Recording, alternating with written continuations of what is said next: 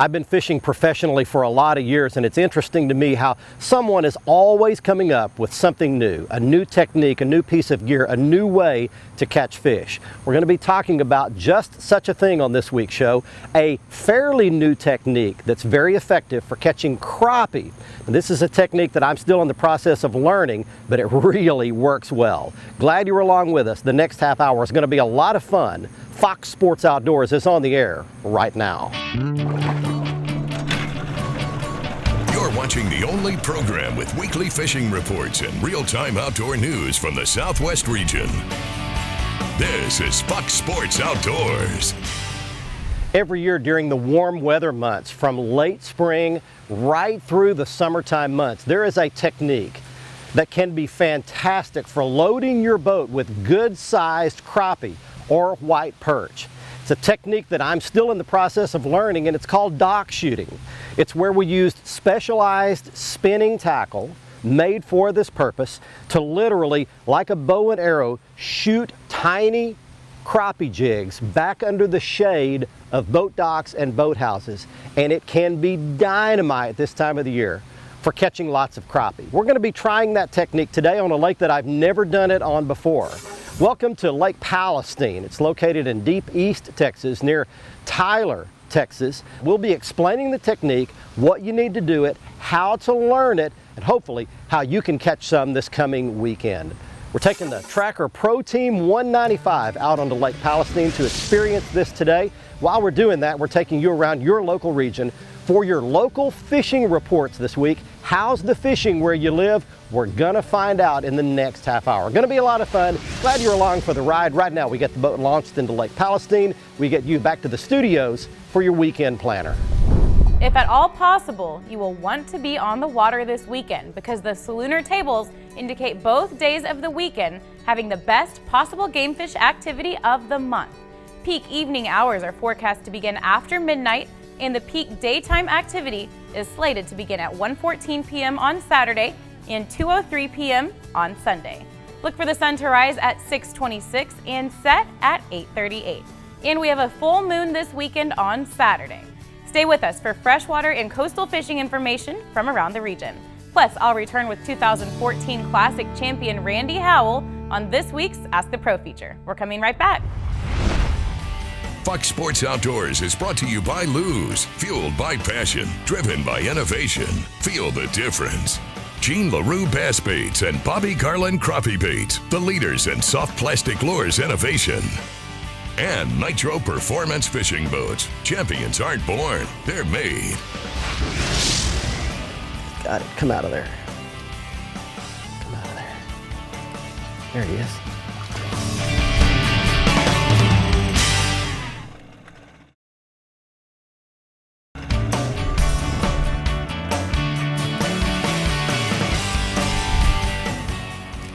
Oh yeah, got it under there. You want to let it go down on a slack line so that it goes straight down as deep back under the dock as you can get it to. And then you just gently fish. Got him. There we go. He's there. Come out of there. Come out of there. There he is. Decent crappie. Up you come, buddy. All right, well, there's a start. Pulled up on that dock, shot it in there, and there's a little fatty for you to start it. Well, we're not keeping crappie today, so I'm gonna release him back. But let's talk about what docks you want to start with. You want a lot of shade when you're looking for these docks. So this has got a big platform here, a great big dock. You want a big profile. We've got kind of a partly cloudy day today. I will tell you that this tends to be best on the brightest sunny day, so you have the brightest sun and the darkest shade, and you want to shoot it back in the very darkest part. So what you want to do is you can actually go on your local lake on Google Earth, Google Satellite View, or you can look on your chart. I actually looked on my Lowrance HDS carbon units, looked at the charts that come on it, and I could actually see the docks, and you can see how deep a water the docks are over.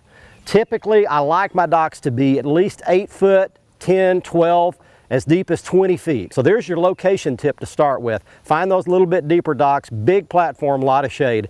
That's your starting point to catch these crappie. Let's get you fishing and lake reports from where you live. Hey, last week I talked about how you can catch stripers in the tail race waters below Keystone Dam here in Oklahoma, and now I can tell you the crappie are biting in the lake above the dam. It's been a while since Keystone's had a really good crappie bite because the water level has been high for so long. Now it's about 2 foot high, crappie are biting around the docks. Good numbers, a lot of small fish you have to weed through to catch some keepers, but you can find some quality fish on the docks at Keystone. And then of course our smaller lakes, the bass fishing remains good in some of those areas that have that willow grass around the edges. 2 good examples. Waxahoma near Barnesdall, son BJ had a good recent outing there, catching about 15 largemouth, mostly throwing a soft flicker on some of the shallow grass flats, but also caught this quality largemouth on a bifflebug and hardhead.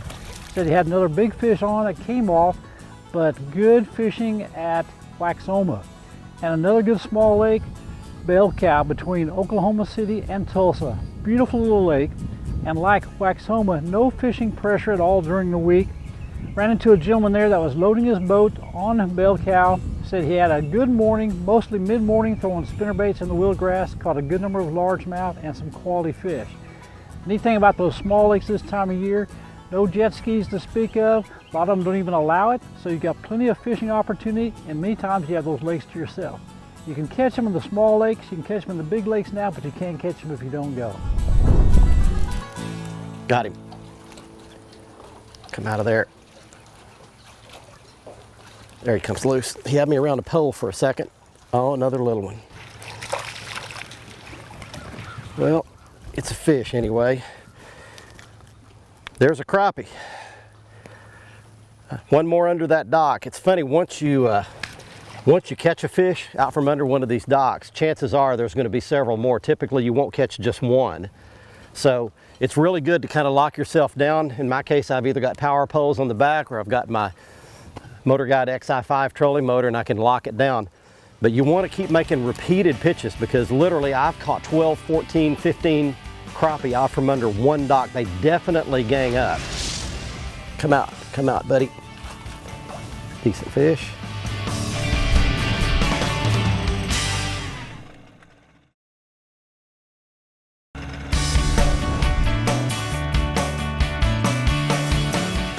Let me give you a quick instructional on how to shoot these docks. You take this, I'll show you the gear and the rod and the reel and the line and all that later, but basically you're going to open your bail.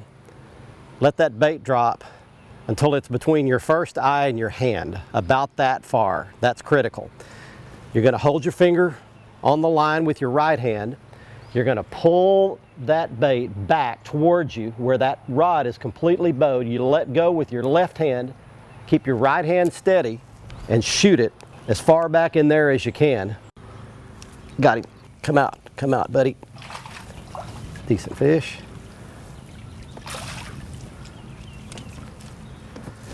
All right, there's another one for you. Welcome back, everybody. We're shooting docks today in East Texas on Lake Palestine, and you saw me do something there. This is a different dock. Just pulled up to another dock, found one with the right depth of water under it, the right shade. And you saw me do something there. I let out some slack. So you want to fish that bait way back in the backs of these pockets, or back into the backs of the docks. So you shoot it way back up under there. I leave my bail open like that, pull it, give it some slack, then close the bail. That way it falls straight down on a slack line. It doesn't come back to you any. Then I can gently take up that slack and feel it as it goes down. Once it gets to the bottom back there, then I can slowly swim it back in. You just want to gently lift that rod tip real slow. Pull the bait up and let it swim and float its way back. And generally back in there, you don't feel too much of a thump. They just swim sideways with it, and that's how you know you've got a bite. Okay, we're on fish. Let's get you some more fishing and lake reports from your local reporter. Hi folks, this week's Lone Star Lakes is brought to you again by the good folks at Sun Defender, providing you shade wherever you need it and keeping your favorite beverages cool at the same time. Sun Defender floats, and you can take it to the lake or to the pool. Either way, let Sun Defender keep you cool. Now this week we're going to continue our journeys around Texas. We're going to start at Cedar Creek, where we recently fished for sand bass. Looking in 22 to 25 feet of water for humps that come up to 18 to 15 feet of water is where we found them.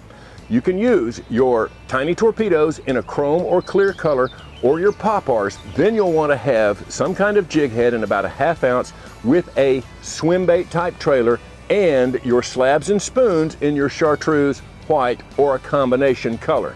Now, up at Texoma, we found smallmouth. We found them during the day and at night. At night, we only used 3 baits: a black buzzbait, a black spinnerbait, and a black Texas-rigged blue fleck power worm. Just throw those along the bluffs and rocks. Of course, your buzzbait's on top, but your spinnerbait you can count down to about 8, and you'll catch some smallies. During the day, we were able to use top waters early and when clouds moved over. For the rest of the time, a lot of the guides are using live bait. We also found a trick worm in blue glimmer, very effective. That's this week's Lone Star Lakes, brought to you by the good folks at Sun Defender, protecting you from our relentless Texas summer sun. Now let's check in with Mr. Bill Olson. He's on the coast. Hi folks, this week's report is brought to you by Port Aransas on Mustang Island, the fishing capital of Texas, where anglers enjoy pristine bays, estuaries, 18 miles of surf, and the deep blue waters of the Gulf of Mexico. Plus, the local restaurants will even cook your catch come sundown. Come fish and play Texas Island style. For more information, visit portaransas.org. Well, summertime fishing means speckled trout are starting to congregate around marsh drains, shell reefs, or bury up in grass beds. Early in the morning, shallow shorelines have held fish from Port Isabel north to Port O'Connor. Unfair Lures Dog Walker has been the bait of choice. Out of Port Mansfield, up in Gladys's Hole, our drifting Clearwater grass bed south of the Mansfield Channel has produced solid trout and redfish on soft plastics. Croaker anglers have caught fish in the upper Laguna Madre along shorelines, while shrimp at night under the lights have beat the heat and boxed trout. On the upper coast, the area around San Luis Pass continues to produce. Bird action in Galveston Bay and Sabine Lake has put anglers on specks and scattered reds. Mid-bay reefs or clamshell beds in Sabine has been a good option for trout, redfish, and an occasional flounder. This weekend, both Saturday and Sunday have a double tide schedule of 2 high and 2 low tides each day. I'm Bill Olson, and I'll see you on the coast. Fox Sports Outdoors is brought to you by Motor Guide Trolling Motors. Motor Guide, because accuracy matters. Lowrance Electronics, celebrating 60 years of fish finding excellence. Find, navigate, dominate. And Excite Technologies, powering the world forward. That one was living way back under the middle. That's a good one.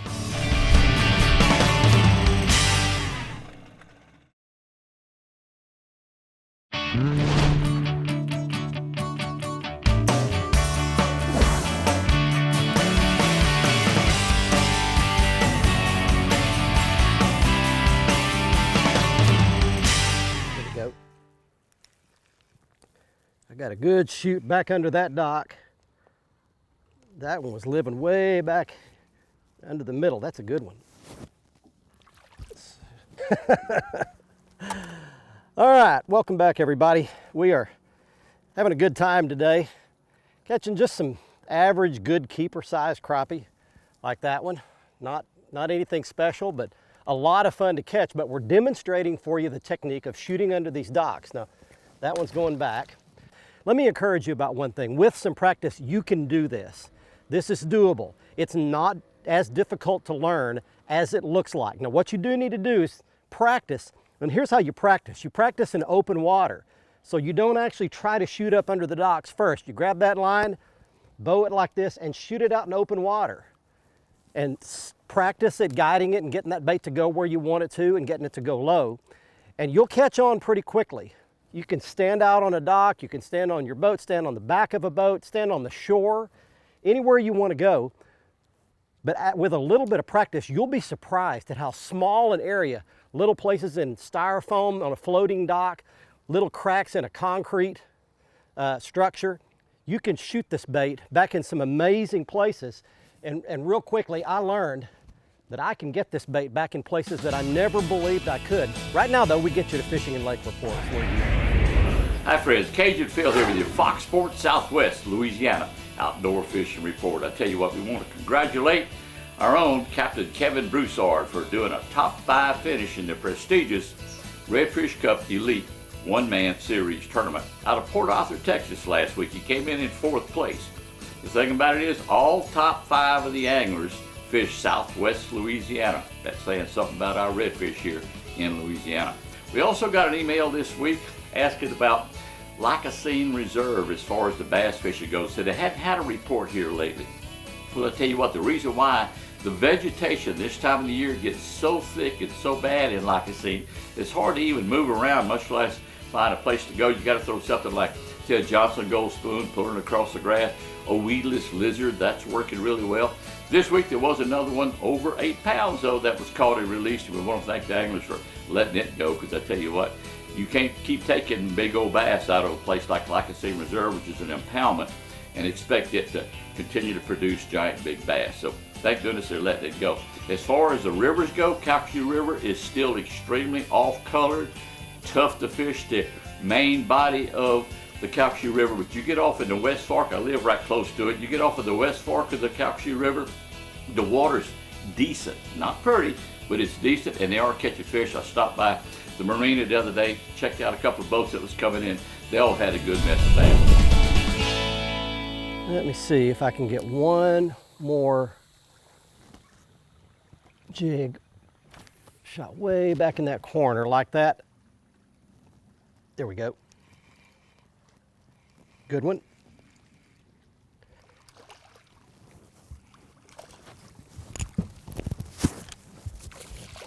Don't you jump off. All right, there's one more for you. Well, we have had a good day flipping around on these docks. I'll give you a quick look at that one. Just a good solid keeper fish. That one would eat really well. Back he goes. Hey, before we go to a quick break, I want to give you the contact information for 2 guys that can teach you how to shoot docks. One is in Alabama. It's Lee Pitts. He guides at Weiss Lake and several other lakes up and down the Coosa River chain. He stays on wherever the crappie bite is good. He can definitely teach you how to shoot docks. He's on the Bobby Garland Pro staff along with me. The other one is in Texas at Cedar Creek Lake, bigcrappie.com. Chuck Rollins and his staff can do a great job of teaching you how to shoot docks. They've got a great lake to do it on, lots of good docks. So you can contact either one of those 2 guys based on where your proximity is in our region. You can learn hands-on how to shoot docks and get somebody actually instructing you to do that. Stay with us. We'll be right back. Be sure to join Fox Sports Outdoors again next week, Thursday at 5:30, or catch the repeat airing Saturday morning at 8. And you can always watch the latest episode in full HD on the front page of our website at foxsportsoutdoors.com. Plus, catch up on all past episodes by clicking the archive button. And see lots of our how-to and product videos by selecting the how-to button. Join our online fishing community. Just click the like button on our Facebook page for access to daily posts with lots of fishing news, videos, and frequent giveaways. And stay up to date with all the latest fishing information and photos by following our Twitter feed.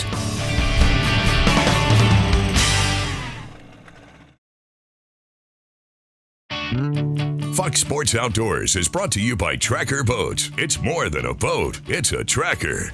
Mercury Marine, go boldly. And Costa Sunglasses, see what's out there.